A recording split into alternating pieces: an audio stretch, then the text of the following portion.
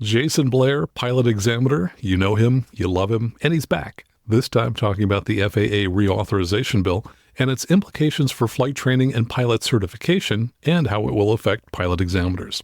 Plus, we have more of your emails for this Friday Mailbag special.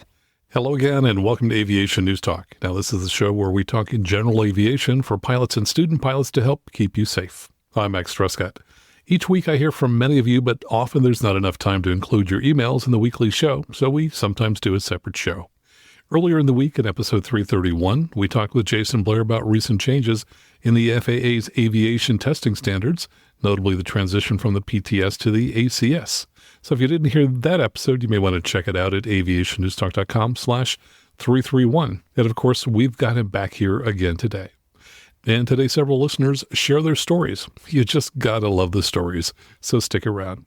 And if you're new to the show, here's something that could help you and help the show.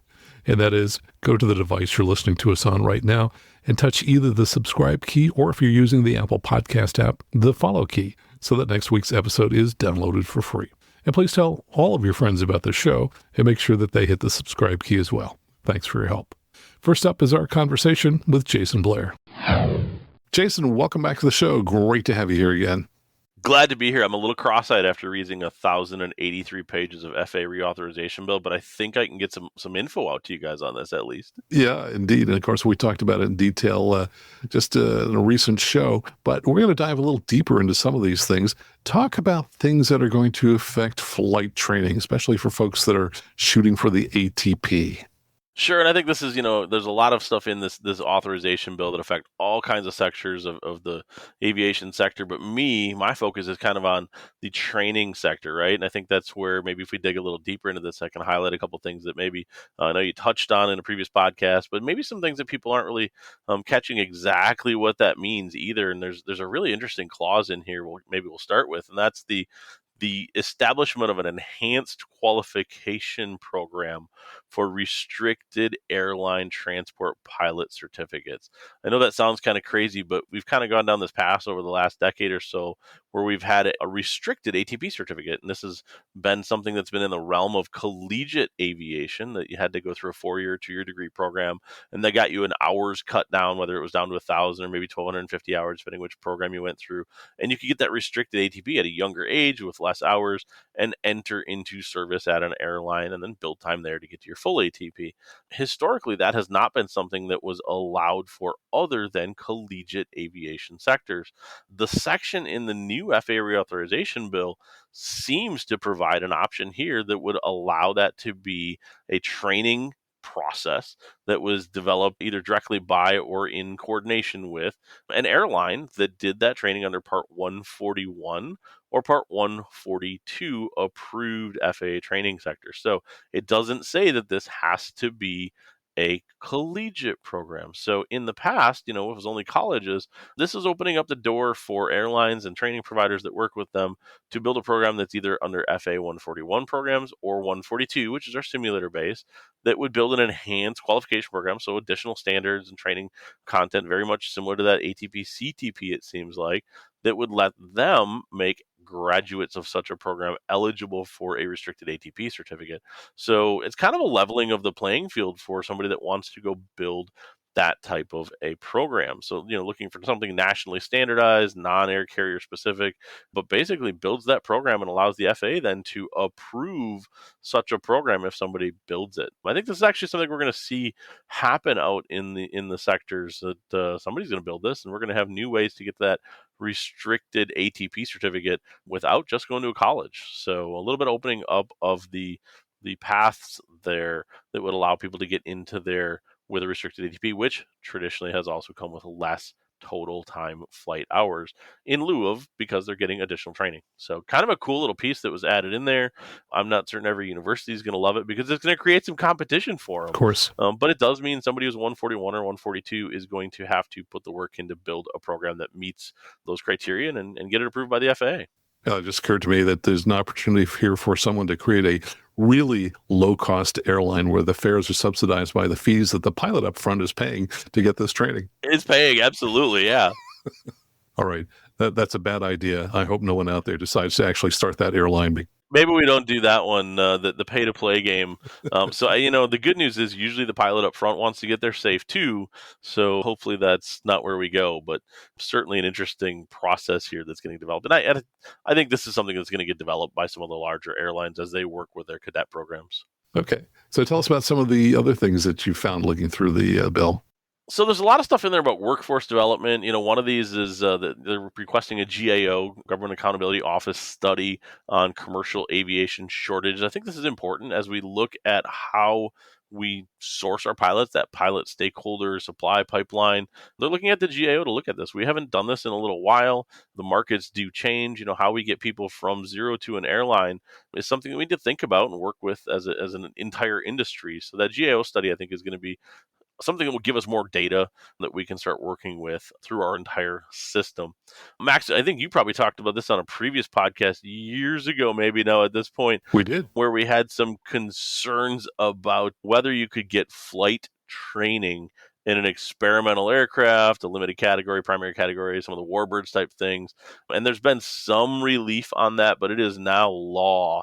The FAA slid this in there. It says a flight instructor, registered owner, leasee, or lessor of a covered aircraft shall not be required to obtain a letter of deviation authority from the administrator, the FAA one, to allow conductor receive flight training, checking, or testing in such an aircraft if, now here's a catch, the flight instructor is not providing both the training and the aircraft, so it's not a commercial activity where you're doing that, and that is not broadly available for flight training. So I'm not just doing this as a business, right? So, but if somebody has an airplane, whether it's experimental, warbird, they can go ahead and hire a flight instructor. We don't have to get deviation authorizations. If somebody is going to do this as a business, right? So if I want to say, go get my T6 out and provide instruction and training in them, I might have to get a deviation authorization if it is considered experimental aircraft. But for people that own their aircraft, this gives a little relief from that extra burden piece, and it's by law. So this is something that now the FAA shall respond to and make sure the regulations allow for that.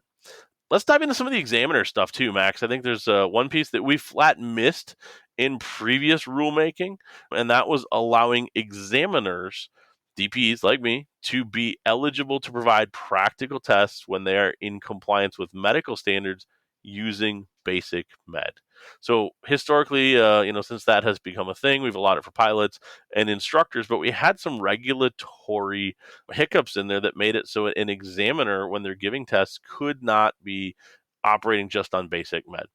I don't think it's going to be a huge number of examiners that take advantage of this. A lot of examiners are pro pilots and need a second or first class medical also, but we do have some examiners who are more senior and they're retired out of their other jobs, and just adhering to medical standards using basic med makes it a little bit easier for them. It's a little longer period of time until we get the 4-year medical process instead of a 2-year, and it might keep a few of our examiners in the system a little bit longer, giving practical tests with a lower barrier to compliance with medical standards. So bringing our basic med regulation into application for the examiners also is something that we popped into this. Now, I will say, it does say not later than 3 years that this will happen. So it's not an immediate thing that the FAA is going to have to respond to this. They're going to have some time to build this in according to the law.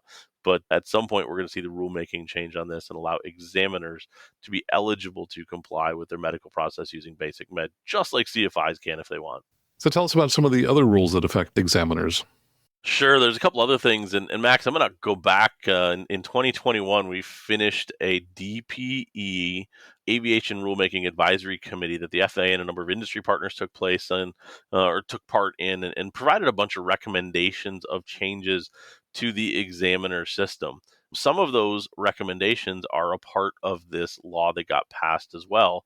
And it kind of relates to helping the designee system be better aware of how it's going to work with the flight schools and making sure the FAA has enough resources to make with the flight training industry and make sure that the resources of DPs are visible to the flight training industry. We all kind of know there's a little bit of a backup out there in how we're getting check rides, how we schedule them, and availability. So some of the tools in here that were put into the law are intended to help with that. And I'm going to start with really kind of the basis behind this is we made all these recommendations in the ARAC, the Rulemaking Committee.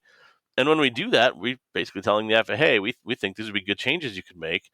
But the FAA has to also be in a position where they can make those changes, right? So if we say, hey, you should do this, and they say, oh, cool, but we need to stand up a new national office for examiners, which is actually something that's in this rule.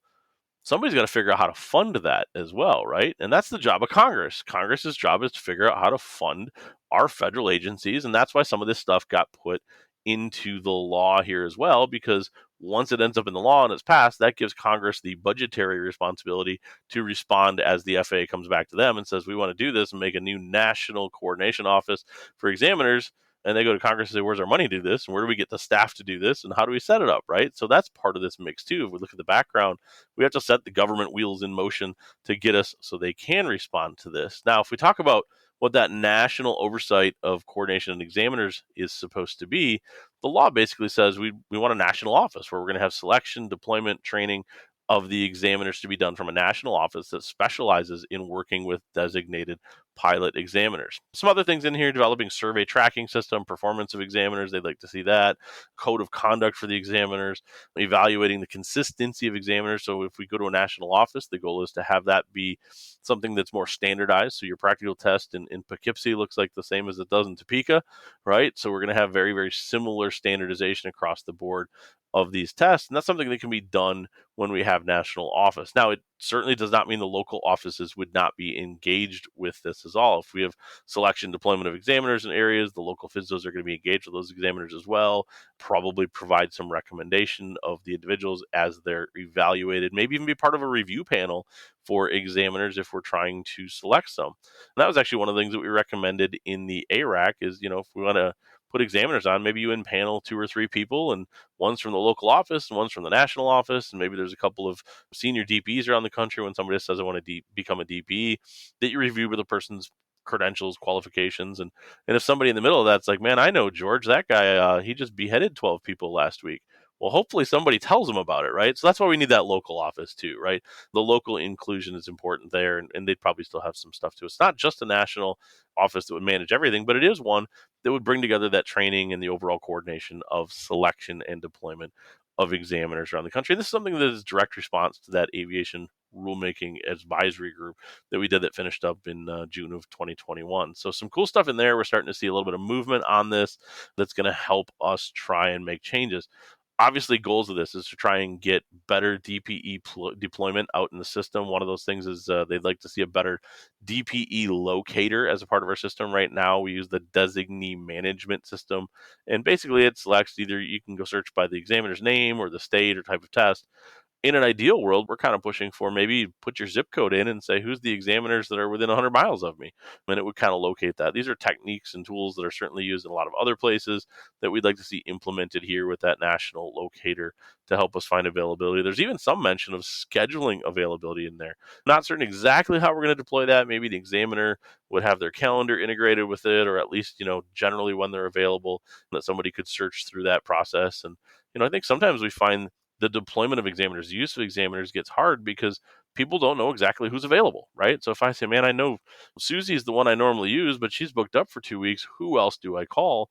If we've got a little better tool that could go out and search and say, look, there's 5 other examiners within a half hour of you that can do that test, it gives you the option to start calling around and get better utilization of our examiner resources. And if we better utilize them, hopefully the backlog gets a little bit lower as well. So some pretty cool stuff in there on the examiner deployment oversight stuff, trying to improve this for the flight training community. So we have good examiners, enough examiners, and you can figure out where they are so you can actually use them.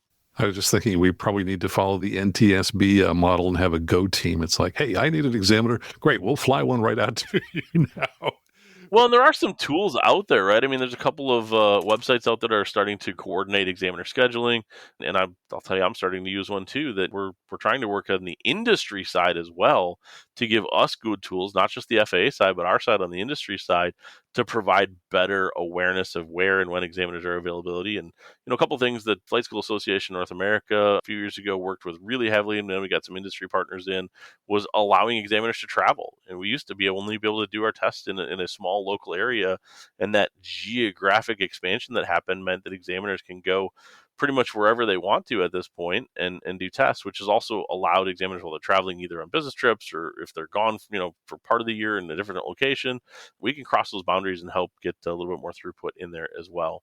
There's also a request in here for a lot more data that comes through, what kind of tests are being given, what's the average number of tests that are happening in certain places, what pass rates look like. And these are all things that we've kind of talked about in the past too, how that affects the deployment of tests. If we get a better job of evaluating, are people successfully getting through them? Are they doing their tests at their home airport? Are they having to travel? All of these things better help us as an industry deploy the examiners going forward. If we find that there's very few check rides happening in Atlanta, but a whole bunch of them in North Carolina, it might be that there's only one examiner in Atlanta and everybody's flying to North Carolina. So this would let us kind of look at that data point and determine, do we need to add some more examiners in Atlanta so people don't have to fly? And that takes up a lot of time and a lot of effort and cost for people doing their tests. So we're trying to figure out how to best deploy examiners across the system once we do get them trained up and in as well. And this is part of the goal of having a national office also. Super. Hey, do you have any tips for folks today who are trying to find an examiner? I sure do, Max. And so don't just assume the one examiner everybody knows about at your local flight training provider is the only one you can use. Start calling around, and I will tell you, if you drop a text or a voicemail to an examiner, don't be mad if it takes a day or two to get back, especially if you see it's nice weather, because that means we're probably flying. And give it a little bit of time and check in with them. So you can go on the FAA's designee management site. There is a locator on there. You can search by state, or if you happen to know the examiner's exact name, you can do that. But search around. Their contact information is there. Both their email and their phone number are on there, and you can reach out to them. Now, when you do that, give us some information. Right? So we're trying to manage our schedule as well. I had somebody reach out to me just yesterday, said, "Hi, my son's looking for a check ride. Can you do it by June 25th?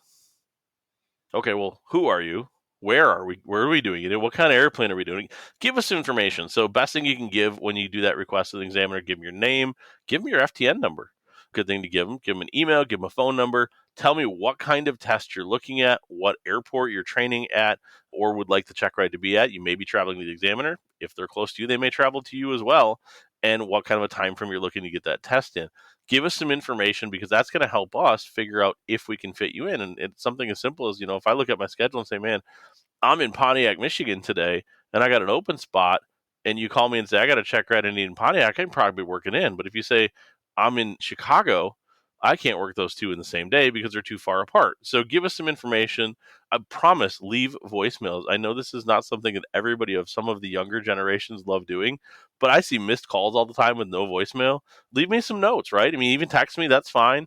Email, but give us the information, because if I'm up flying and I see a missed call, I have no idea if that's spam or if it's somebody that actually needs to get a hold of me. So make sure you reach out and give that information, give a little bit of time, and do some digging around. Look at the website where we have the examiners listed, the FAA's designee management site.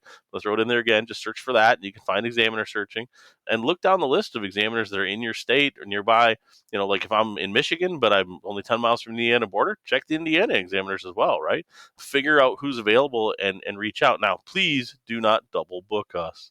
So if you schedule with me, don't book 3 other examiners on the same date. So find one that's got an available time that's going to work for you and schedule it. It's not without some logic to ask, could we schedule a backup date as well?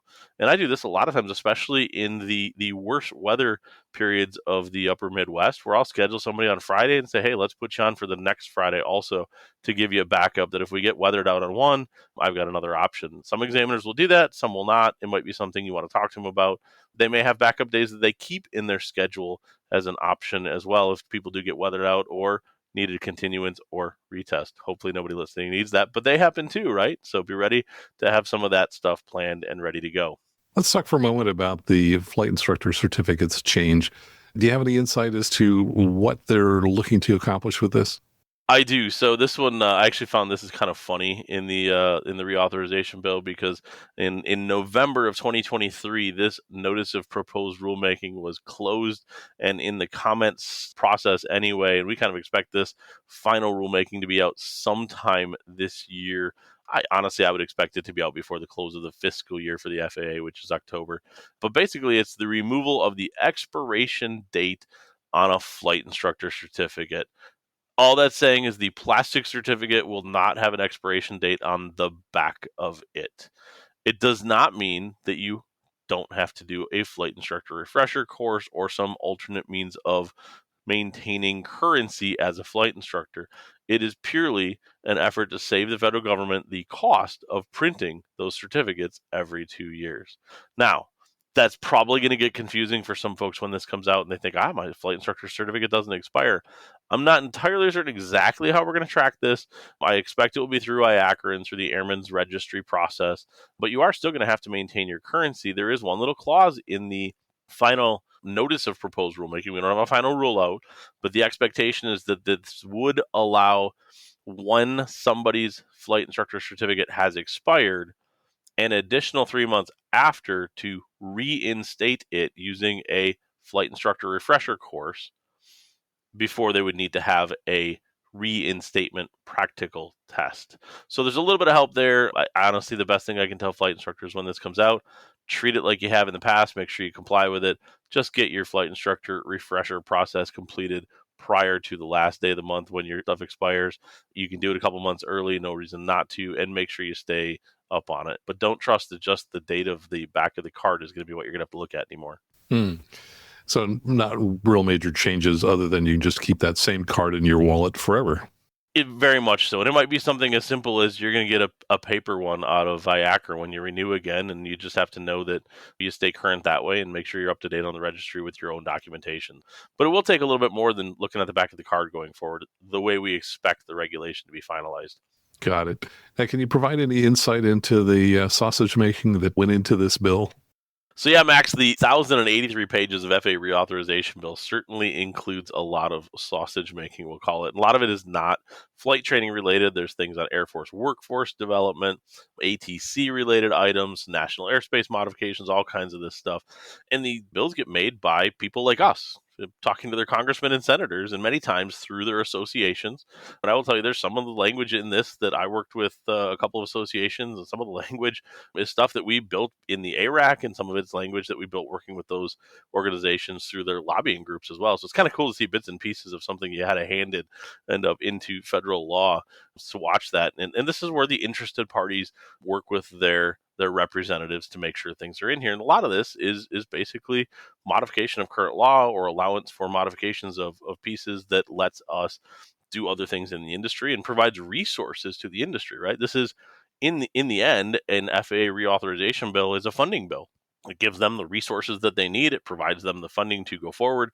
It provides them the funding to get off of a continuing resolution, which they've been on for quite a while, and move forward. And that's actually going to allow the FAA to do a lot of hiring as well. So we're hoping this will also help the FAA restaff and reshuffle some other staff to be effective going forward. That, they were a little bit hamstrung in some ways on the continuing resolutions also. So pretty cool to see all this stuff come together. And I honestly didn't see a lot of what people are afraid of in bills. Pork, right? There's not a lot of like, hey, just give me $10,000 for my local turtle study. That's not what this bill is. It's a pretty specified bill, and the things that, as I went through it, were very much focused and I think helpful to the aviation community. So kudos to all of the representatives in the House and Senate that worked on this together. It was a bipartisan bill, which is exactly what something like this should be, right? I mean, we all can have our left or right leanings, but when it comes down to safety, we certainly hope our Department of Transportation and our FAA is focused on getting the job done nicely, safely, efficiently, and that the politics is out of it. And that's pretty cool that we see this in a bill like this, where we get a lot of changes happening here that hopefully will help us continue to modernize our aviation system as we go forward. Excellent. That's what we all hope for. Well, Jason, thanks so much for spending time with us here today. My absolute pleasure, and I'm hoping I don't have another 1,083 pages to read anytime soon. We're going to get through the ACSs this weekend, and then into summer check ride season we go. So everybody who's doing it out there, take your time, enjoy, think your way through it. Have some fun if you're doing a practical test out there. Have some fun if you're just flying for fun. Find somewhere cool to go fly to and tell more people about it so they do it too. Excellent. In fact, as we were just wrapping up here, the word fun was in my mind. I'm so glad that you mentioned that, because that's one of the most important aspects of aviation. Absolutely. And my thanks to Jason Blair. You can find out more about him and his works at jasonblair.net. And if you live near Michigan and want to schedule a check ride with him, well, check out our show notes where you'll find links to his website, his page for scheduling a check ride, and his YouTube channel. Now let's get to some good news. First, congratulations to Mark Sletton. He writes, I am now an FAA certified flight instructor.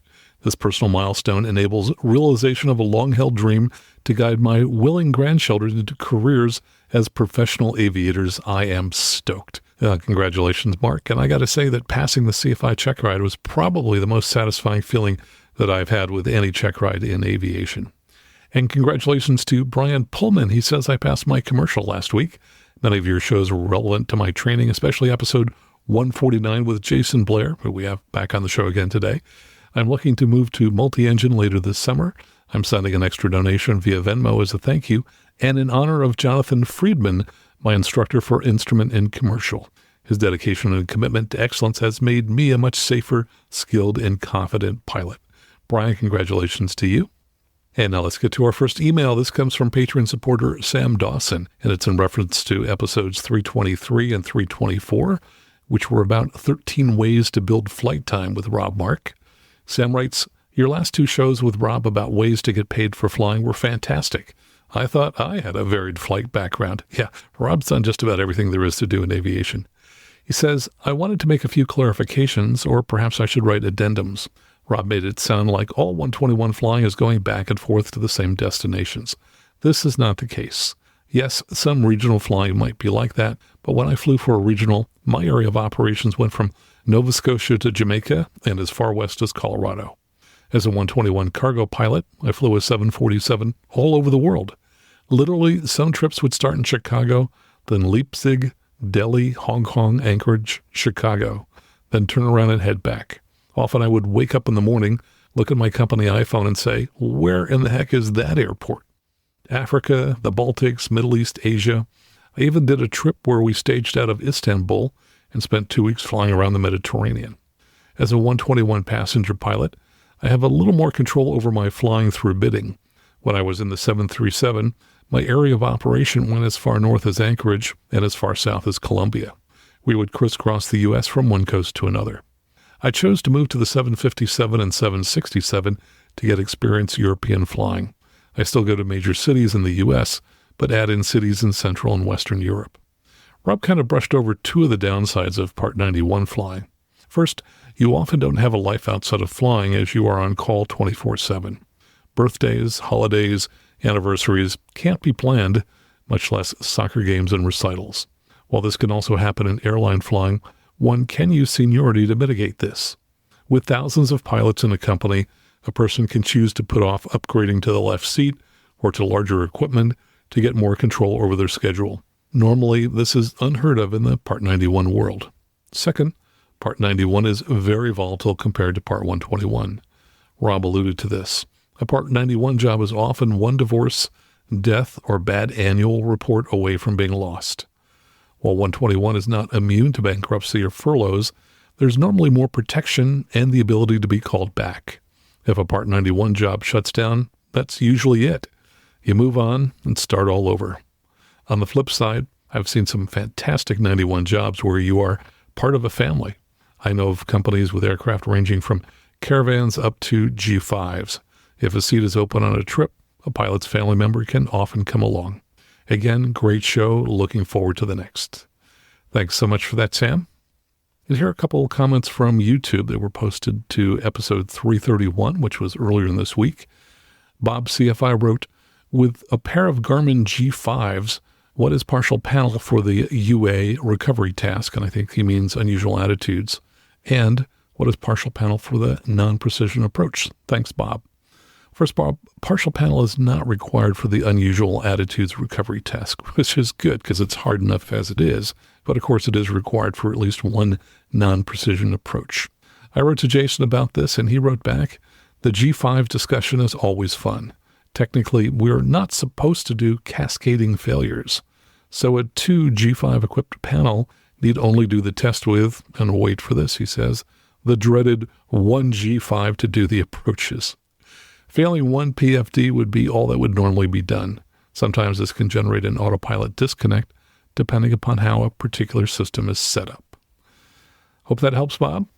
And here's a comment that was posted by Stephen, who said, what did Jason mean by a TAA route? And he says, I'm an instrument student.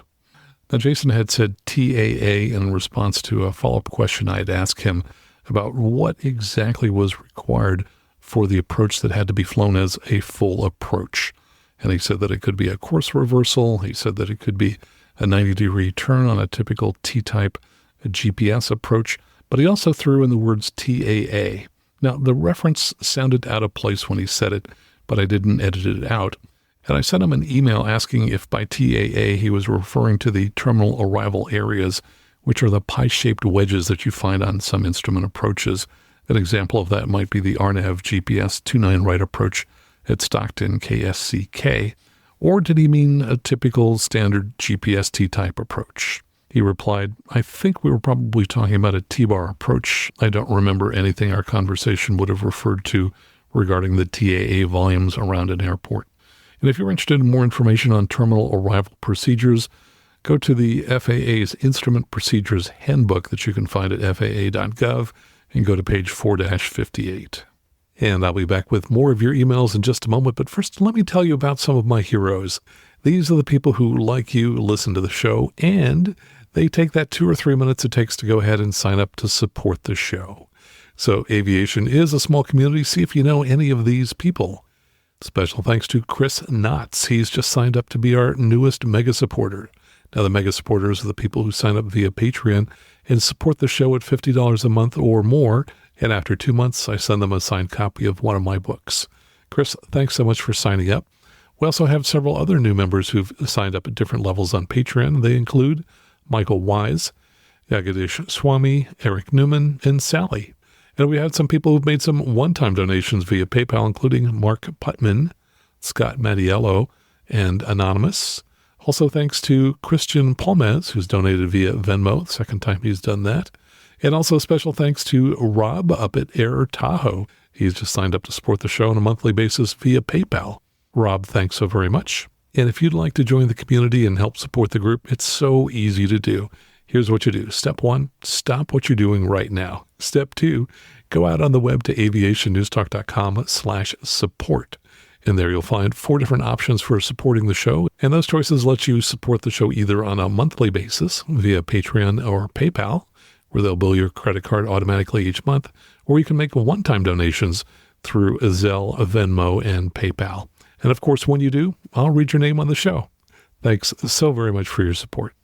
And here's a comment regarding a news story that we read earlier in the week about an aircraft in Alaska that crashed because someone had placed a screw in the control yoke but didn't tell the pilot. And I think they probably did that to keep the ailerons from getting beat up in the wind. Bad Dad Joker wrote on YouTube, is anyone else upset about the screw in the control yoke? Obviously, the pilot should have caught it, but a screw? At least leave a note immediately. And yeah, I would say in general, don't be touching other people's airplanes unless you're doing something to help protect the aircraft. And if you do, definitely leave a note. That was really very unfortunate. But the flip side of that is that the pilot probably missed an item on the before takeoff checklist, which would have been to verify that the controls were free and correct. Obviously, that would have caught the fact that the screw had been placed in the position that's used to lock the controls. And here's an email from supporter Patrick Wiggins. He writes, in your recent podcast, you mentioned students taking 60 to 70 hours to get their private. I've heard similar stories and always wonder what's going on. I soloed in under 8 hours and had my ticket at 40. And that was not considered unusual, at least not that in the late 60s and early 70s. Any thoughts on why the huge increase? Is training really that more complicated, or were the standards more lax back then? Thanks for the continuing podcast.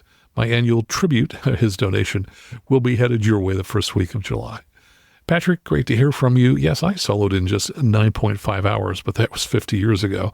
And today I don't solo students until they have probably closer to 30 hours. A big difference is I live in a metro area with complex airspace, and students need far more knowledge to fly in this area than I needed to fly in the boondocks of Pennsylvania where I grew up. And the modern glass cockpit aircraft are much more complex than the Cessna 150s that I learned to fly in. So I think the increase in hours is merited, and perhaps things were a little bit more lax back then. Certainly the accident rate was significantly higher back then, which does suggest that standards were more lax. And here's an email from listener Dave Lepka, who writes, first off, I'm an avid listener to the podcast. It's always interesting and informative. I'm an instrument commercial multi-engine rated pilot with just under 1,000 hours of total time. I also own a skydiving school in Ohio. I'm a USPA instructor and instructor examiner, and a USPA designated safety and training advisor. I'm writing to add some clarification to the news story you wrote about the skydiving instructor who was found guilty of identity theft and wire fraud in Northern California. Unfortunately, the actions of that individual And the parachute center that I mentioned in Northern California has cast a negative shadow on the skydiving industry and the regulatory structure in which we operate. That individual did earn the certification of instructor examiner from the USPA, only to have it revoked in 2015 for substandard paperwork and record keeping and not maintaining the high standard of conduct required of an instructor examiner. He went on to run courses and, quote, certify instructors using the name of an instructor examiner who was not present for the courses. Paperwork coming to the USPA appeared correct as it was signed with the name of a currently rated instructor examiner. So with regards to this individual, he was not operating within the guidelines of the USPA or its regulatory structure. To the contrary, he was found to be of substandard performance and judgment and had been removed from the regulatory structure of the USPA. And he also goes on to talk about the parachute center that was mentioned in another news story. He says, in summary, this individual, the parachute center, and the actions do not represent the high standard the skydiving industry holds itself to. They are outliers at the far end of the spectrum and had rightfully been removed from the mainstream regulatory system. And by the way, that's why it was a news story, because the actions were just so egregious and outrageous that I wanted to share those with everyone here. He says the USPA and skydiving industry maintain high standards for safety and tight controls over the certification of instructors and training of new jumpers. This is evident in that the FAA maintains a very small footprint within the skydiving industry, as it's recognized that our self-governing system is sound and robust. Thanks so much for your efforts. Anyone who listens to your podcast is certainly a safer aviator, and the GA community is better because of that. Dave, thanks so much for your kind words and your comments. And here's an email from Mark Van Rom. He writes, just listen to the latest Mailbag episode. I'm not a pilot, but an av geek. One of the letters struck a nerve with me. As you know, Garmin doesn't just apply to airplanes. I use the Garmin Edge Explorer 2 GPS cycle computer. Last week while cycling in Ontario, Canada, I was trying to cross a very busy highway to my hotel. I stopped abruptly to wait for an opening. My Garmin started making a strange sound. The GPS thought that I was involved in an incident. It texted an emergency alert to my daughter in Virginia. I had no clue that this was a feature. My love of planes started with my dad, who took us to Naval Air Station Moffett Field for air shows. As a native San Franciscan, we could see the large airship hangars from our house in San Francisco on clear days. Well, Mark, thanks so much for your email and for listening to the show. It's funny how technology has unintended consequences. Just a few minutes ago, a listener solved one of those mysteries for me.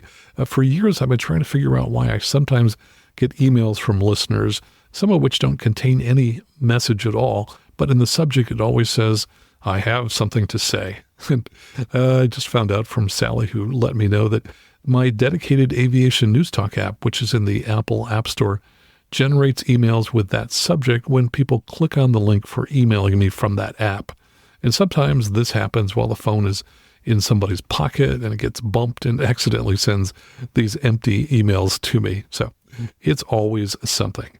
And yes, Moffett Field is a fabulous facility. It's located right here in my town of Mountain View, California. Mark, thanks for your email. And here's an email from a listener who wishes to remain anonymous. He says, Hi, Max. I was just listening to your Friday Mailbag special and the advice that you gave to the 61-year-old who was considering taking lessons. I received my private when I was 65, and I'm very happy I did. I love flying. I'm now almost 71 and fly a Cirrus SR-20 out of Chester County, PA. I like the perspective you shared with him that it may take him longer than it would when he was in his 20s. Taking my private was not an issue, but it is taking me a lot longer to get my instrument than I expected. I went to medical school, and I could absorb material in my 20s and 30s like a sponge. Now it takes me 3 or 4 readings of material, not to get the concepts, but to get and hold the details. Luckily, I'm not in a hurry, and I'm enjoying the process. I actually think I learned the material in a deeper way because it's taking a little longer. Can you clarify something? You said that if the 61-year-old could not get his medical, that he could consider basic med. It's my understanding that you cannot use basic med until you've had at least one medical, at least a 3rd class. Can you clarify that? I'm about ready to take my written for my instrument. Thanks so much for what you do. I've learned something from you in every podcast, and you're so helpful. I try to learn one thing every day that's new. Mark, thanks so much for your comments. I just went back and I see that I was talking about if one couldn't get a medical, they could consider flying gliders or light sport aircraft. And then at the very end, I said, and you can also look into basic med. And of course, that left a wrong perception. So you're absolutely correct. To get basic med, you do have to have held a medical sometime after July 14th, 2006. So thanks so much for the clarification. And I'll have more of your emails in a moment. But first, let me ask you, are you flying an airplane equipped with the Garmin G1000 Perspective or the G3000 or G5000? If so, do you know everything there is to know about the system and its autopilot?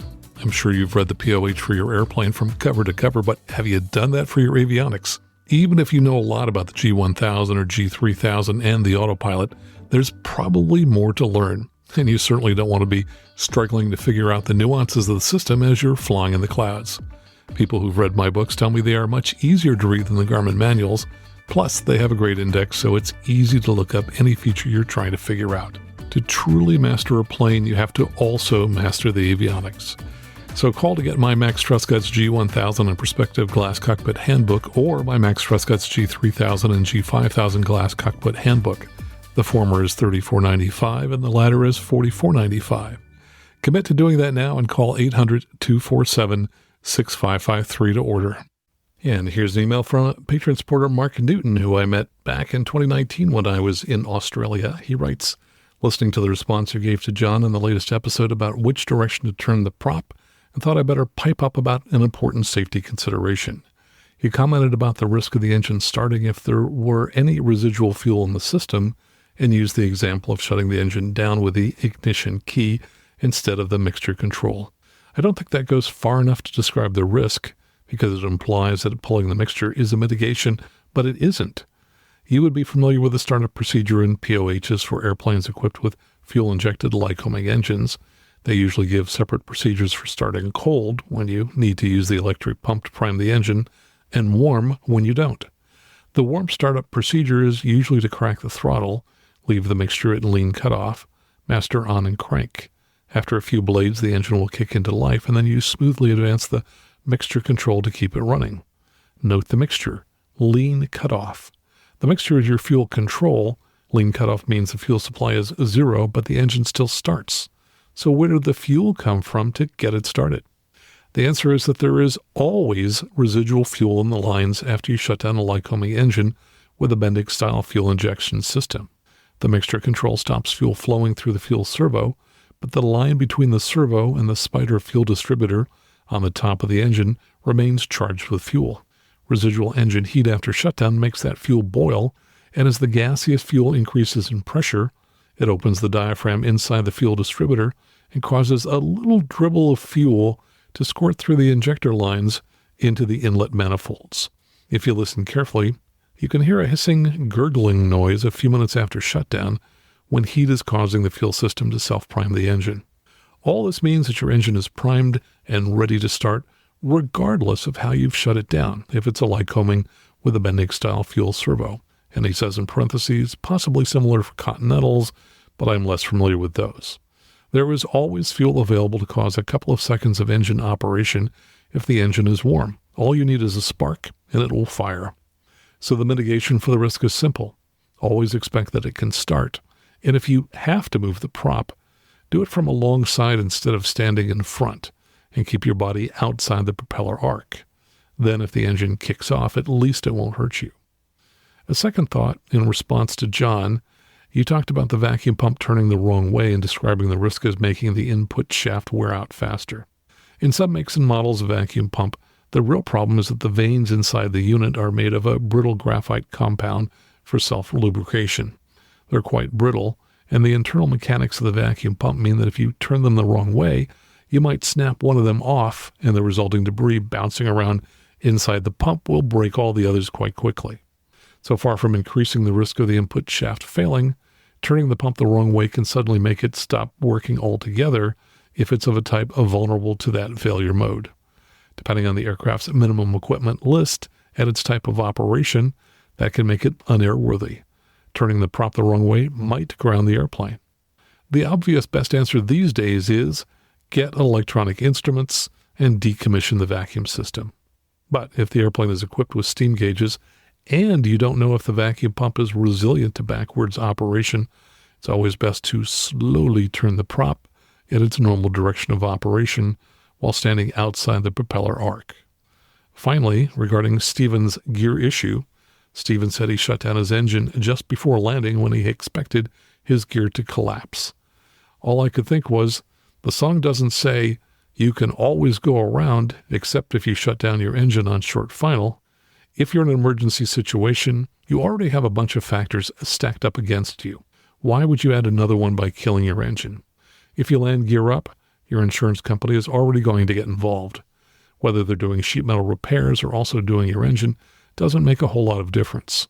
And according to Lycoming Continental Service instructions, whether or not the engine is running at the time that it has a prop strike doesn't make any difference to whether it needs to be bulk stripped and inspected anyway, so you're getting no advantage out of shutting it down before a belly landing.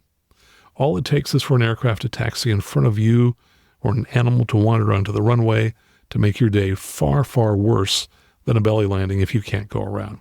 I've already paid my insurance company to fix prop strikes. For my money, I'll be leaving it running all the way into the crash. Mark, thanks so much for your email.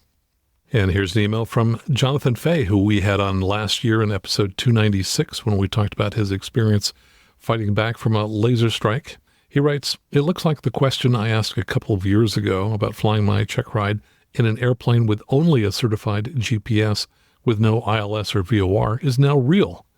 The ACS appears to allow GPS-only check rides for the instrument rating. I've seen people confirm this on other medium, but you and Jason almost touched on this but did not quite cover it. I've been working on my instrument ticket since 1986, but promised I would only get it when I could do it in my airplane, and my airplane only had IFR GPS and not legacy radios. Finally, I can wrap this up if this is true. Can you confirm this and share it on your show? Jonathan, I did send a quick text to Jason who confirmed it that yes, you can now do a GPS-only check ride for your instrument rating. So time to get that ticket. Good luck to you and have fun. And here's an email that came in from new Patreon supporter Eric Newman, who said, I've heard a long time that best practices say to get your annual done at a different shop every few years, and the reasoning makes perfect sense to me. The current partnership I'm in has used the same shop exclusively, as far as I know, since the plane was new in 2001, and I'm putting together a case for change, but I can't find any sources to cite for shaking things up. Any ideas or sources you can cite? Well, Eric, you might contact Mike Bush, who's at Savvy Aviation. We've had him on the show a few times, to see what he thinks about changing shops. Also, you might consider joining the CPA, the Cessna Pilots Association, and then talk to their mechanics to see what they say.